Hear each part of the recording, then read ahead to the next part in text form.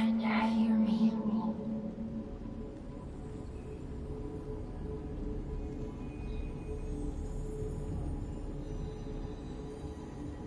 Geppetto's puppet.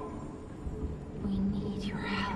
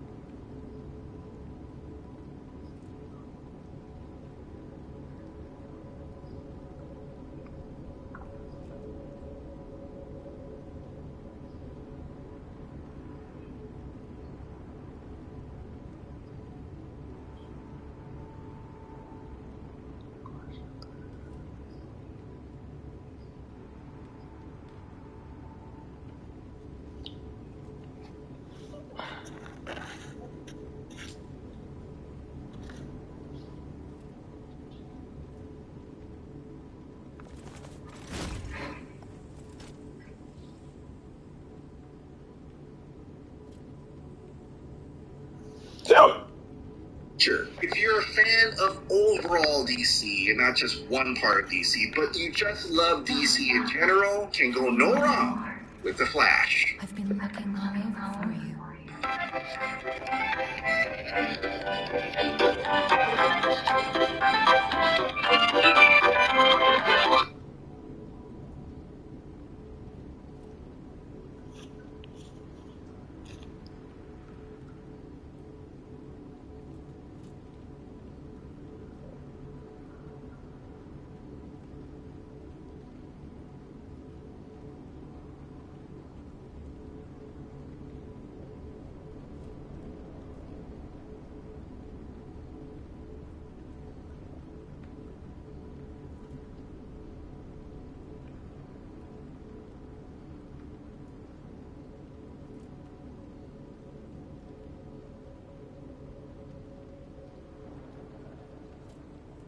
Lemon water, cayenne pepper, apple cider vinegar, chia seeds, and kombucha.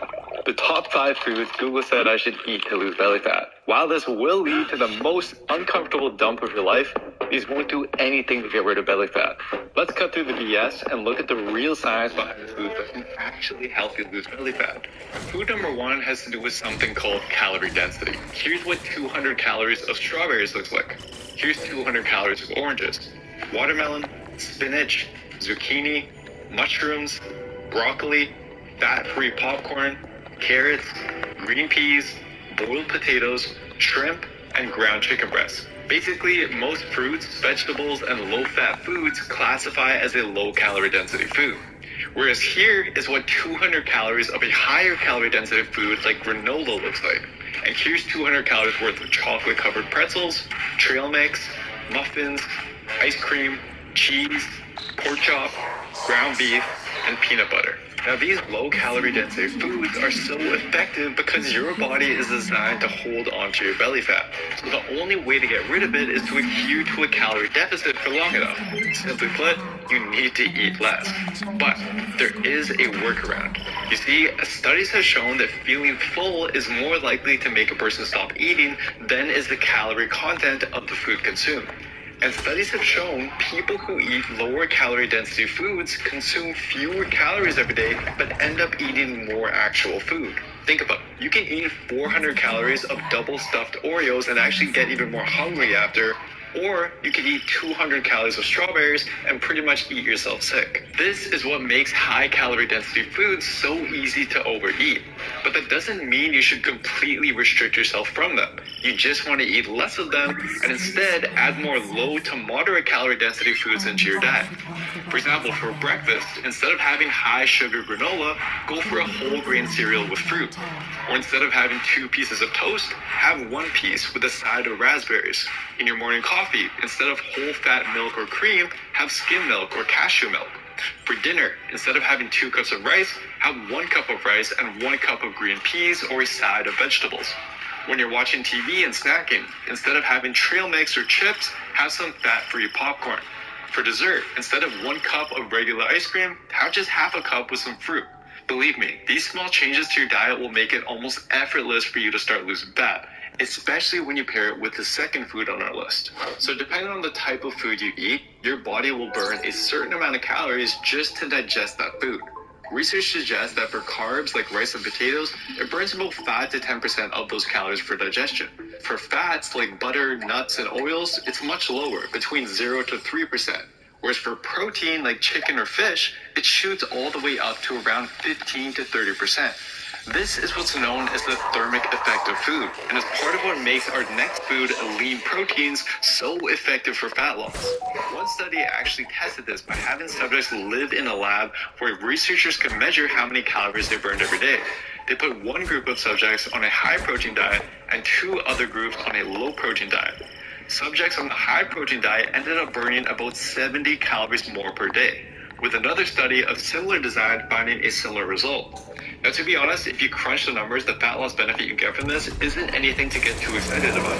But the importance of having enough protein when losing fat goes far beyond this. It's the most important food to help you maintain or even build more muscle as you lose fat, which is going to help you look better once you get lean enough to lose your belly fat, but it also seems to correlate well with preventing fat regain after your diet is over. But it's important that you pick the right types of protein because they're not all created equally. And this goes back to calorie density. You see, some protein sources, they contain significantly more calories relative to the amount of actual protein they deliver. Typically, these are high-fat protein foods like ground beef, steak, eggs, pork chop, and sausage. Whereas lean proteins, they deliver significantly more protein and for fewer calories. Egg whites, shrimp, protein powder, low-fat Greek yogurt, extra lean ground beef, chicken breast, turkey, tofu, and white fish are all great examples. You can still have the fattier protein sources in moderation, but by eating mostly leaner proteins, you'll not only consume fewer calories, but you can also potentially swap those saved fat calories for something else. For example, instead of having 4 whole eggs and toast, if you had 2 whole eggs with some egg whites, you'd be able to add a serving of fat to your meal, such as peanut butter onto the toast. Or, instead of having normal ground beef, you could have extra lean ground beef, and that'll leave you some room to top the meal with cheese or have some dark chocolate afterwards. But choosing leaner proteins also comes with one more unique benefit for fat loss, and it has to do with the third food on our list, omega-6 PUFA. Alright, so remember how I recommended to moderate your intake of high-fat foods? While that is true, you still need about 20 to 30% of your calories to come from fats to support your general health and hormones. But it seems like the specific types of fat you eat matter when it comes to belly fat, but not the belly fat covering your abs. The deep belly fat surrounding your organs that's associated with serious health implications. Illustrating this is a 2012 clinical trial that took 67 abdominally obese subjects and had them follow a 10-week diet plan designed to maintain their weight. All the subjects ate the same amount of calories and the same amount of protein, carbs, and fats. The only difference was most of their fats come from saturated fat, in this case butter, whereas the other group had most of their fats come from what's known as omega-6 polyunsaturated fat, or PUFA for short, which are found in foods like nuts and vegetable oils such as sunflower oil. So after the 10 weeks, despite little to no changes in their body weight, the saturated fat group ended up gaining a significant amount of liver fat, which is far worse for your health compared to the belly fat covering your abs. Whereas the polyunsaturated group, again, despite little to no changes in their body weight, they ended up losing a significant amount of liver fat. Another study conducted in 2014 found similar results, but this time individuals were put on a week of high saturated fat, whereas the other group was fed up with high in omega-6.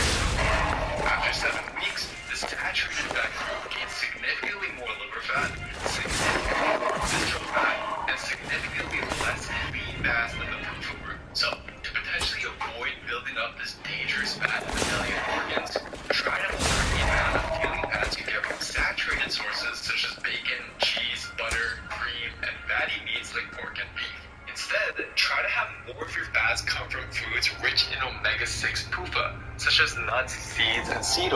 as well as omega-3 PUFAs, which have been shown to have other health benefits and can be found in sources such as salmon, tuna, and flaxseed. So the fourth food on the list is a controversial one, and it was put to the test in a 2015 study where researchers took 300 overweight individuals and had them start the same weight loss program. Only difference was one group was assigned to drink an additional 24 ounces of water every day, whereas the other group had to drink that same amount but with what the researchers called a non-nutritive sweetener, which include diet sodas and pretty much any sugar-free drink. Here is a graph of the 1-year results. Notice how the sugar-free group not only experienced significantly greater weight loss, but they were also better able to keep that weight off for good. Now, what was the reason behind this? Well, the water group ended up reporting an increase in hunger throughout their diet, whereas the group with sugar-free drinks, they reported no change in their hunger. So it's possible that in the water group, limiting access to sweet beverages may have promoted their desire to satisfy their cravings from other sources like candy and desserts. I definitely noticed this as well. I personally always keep my fridge stocked with some kind of sugar-free drink or diet soda. And whenever a craving hits during the day or after a meal, rather than going for some candy or chocolate, oftentimes just having a sugar-free drink is all I'll need to satisfy it.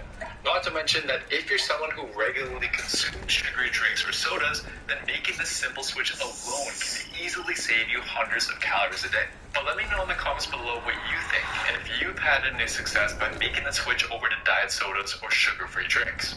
So far, I've given you a lot of great food options to lose fat. But let's be honest, some of the foods I mentioned won't appeal to you. Sure, zucchini is a low-calorie dense food, and yes, egg whites are a great lean protein source, but if you don't enjoy those foods, then don't force yourself to eat them. The key to making your diet stick is to eat number 5 on our list, your favorite foods.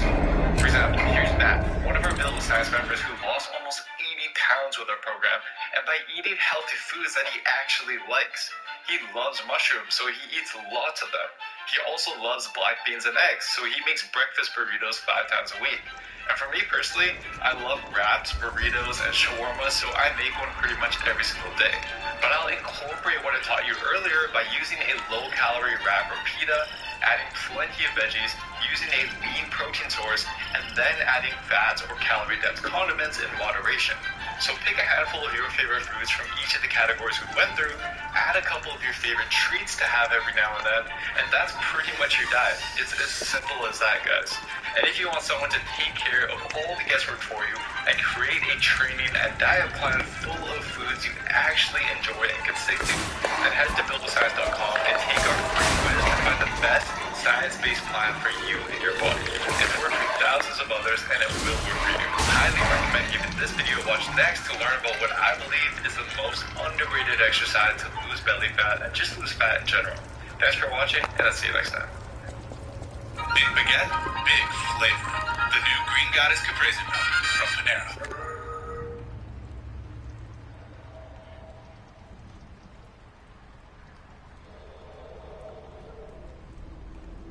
There's a new PS5 update, but what does it even do? The PSN license to the answer could not work. But even more accessories on the market.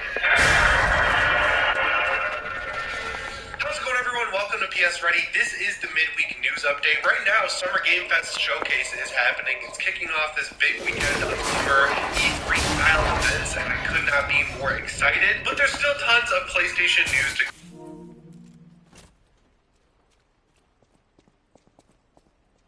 Diablo was having, where if you paid $100 for early access, a lot of people were running into issues launching the game. It would give them, you don't have a license to play this game, which basically happens with digital games, where when you download them, it checks the internet and says, hey, does this person own this game in their account? The reason it does that is for PS Plus games, or if you have a game on a disc, now you can just play that version that's on your SSD, even if you don't have the disc and you own it in your account. So it's going to check with the internet to make sure you own that game. But people had pre-ordered the early access version of Diablo 4, and they weren't able to get into the game, which I pointed out in the video really sucks, because if you're paying $100 for early access and it starts at a specific time, every second that the game doesn't work is technically money wasted, right? Like, you bought early access specifically, not just the game itself. So that's the big issue of apart. And Sony, it seems like we're able to mostly fix it, but I saw people having this issue all weekend leading up to the actual launch of the game,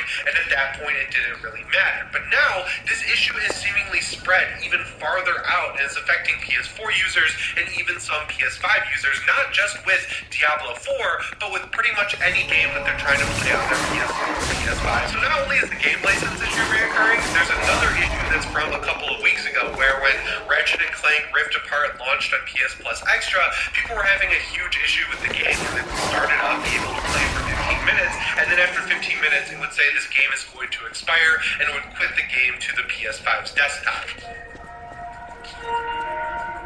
And once you got there, you could just start the game back up again, but getting back into the game takes a few minutes, and then 15 minutes later, the game would crash once again. Now that is happening to a bunch of people with apps like Netflix, YouTube, their games, everything on the console as well. And it doesn't seem to matter if you have your PS5 or PS4 as the primary console on your account. It's just happening to random people regardless of what their PSN profile is set up as. If you've ever tried to use Sony support, you probably know how useless it is, and now they have a whole system of PlayStation Stars where you get priority support if you're ranked up high enough on PlayStation Stars, so that's a huge mess. People aren't even able to communicate about this issue, but it doesn't really seem like a very tiny issue that's only affecting a few people, because as I mentioned, I see it on Twitter and I see it over on the PlayStation subreddit, which is kind of crazy. If this was just one issue happening that they were going to fix in 24 hours, I would be like, I don't really know what's going on. But having all of these issues happening across the Sony consoles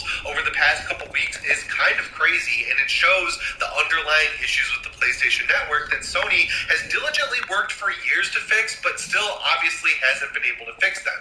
And to see these issues reoccurring, not only with Ratchet & Clank on PS Plus Extra, then Diablo 4, where people were paying a lot of money to play a game early and then couldn't, and then now this happening with YouTube and Netflix and all these other apps on the PlayStation 4. Something is obviously going on the back end of the PlayStation Network. Now, this could be them beefing up their network capabilities for all these live service games, or they could be preparing to maybe launch a live service game during the Summer Game Fest, and they want to make sure their servers are all working right, and they're just screwing stuff up on the front end, because Sony is notorious for doing this. When they were working on letting people be able to change the PSN name, there were constant issues on the PlayStation Network with it going down. I mean, on Christmas every year when people get new consoles, the network goes down for 12 to 13 hours at a time.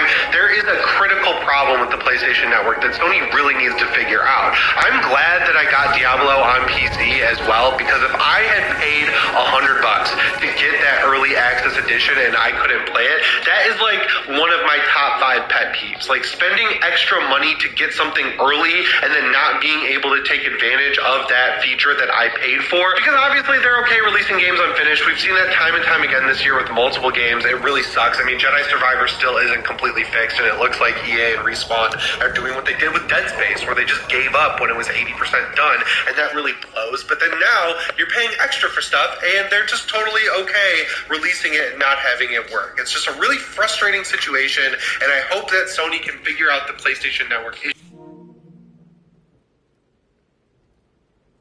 Required to be online all the time, and they want to get 1 billion people on the PlayStation Network at a time playing these games concurrently. There is no way the network is set up to support that right now, and all I can really hope is that what they're doing and what's causing these errors is just them working on the back end, making sure in the future it will work well. This does not make me very confident in Sony's ability to release 10 live service games over the next few years, because I foresee a lot of network issues on the horizon, which really sucks, because this is affecting single-player games as well. It's just not great. Because most importantly, this isn't just a multiplayer game issue. The PlayStation Network is required for digital games. The PS5